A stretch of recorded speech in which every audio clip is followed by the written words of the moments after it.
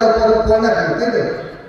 এখন সেই গৃহবধূ অনেক ক্ষেত্রে আত্মহত্যা করে না, সেটা তাকে মেরে স্বামী বা স্বামীর পক্ষে কেউ আলার সঙ্গে কিংবা ফ্যানের সঙ্গে ঝুলিয়ে রাখে। কিন্তু আমাদের মফস্বলের যে সাংবাদিক তারা তো অত কিছু বোঝে না, কমন একটা টাইপ দাঁড়িয়ে গেছে যে এটা গৃহবধূ আত্মহত্যা এভাবে নিউজগুলো পাঠিয়ে দেয়। তো আমি সাব এডিটর হিসেবে একটা জিনিস খেয়াল করলাম যে এটা তো নাম হতে পারে, আমার সেই সাংবাদিক তো সেই জায়গার মধ্যে ছিল না, কিভাবে সেটা আমি বলি যে সে আত্মহত্যা করেছে।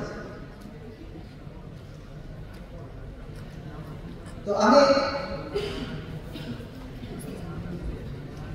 একটা ফর্মুলা আবিষ্কার করলাম, সেটি হচ্ছে আমি যদি সেই দুইটা তিনটা পক্ষ আছে তাদের কথা যদি তুলে ধরি, তাহলে কিন্তু সে আত্মহত্যা করেছে নাকি তাকে মেরে ঝুলিয়ে রাখা হয়েছে সেটা কিন্তু আর কনফিউশনটা তৈরি হবে না।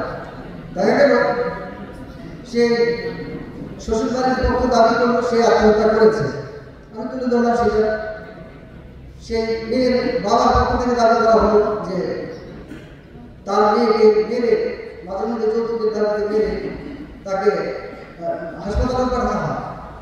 তো সেই বক্তব্যটা যদি তুলে ধরে তাহলে কিন্তু পুলিশের একটা রিপোর্ট থাকে, সেই তিনটা পক্ষের কথা যদি তুলে ধরে তাহলে নিজের একটা তারা আছে।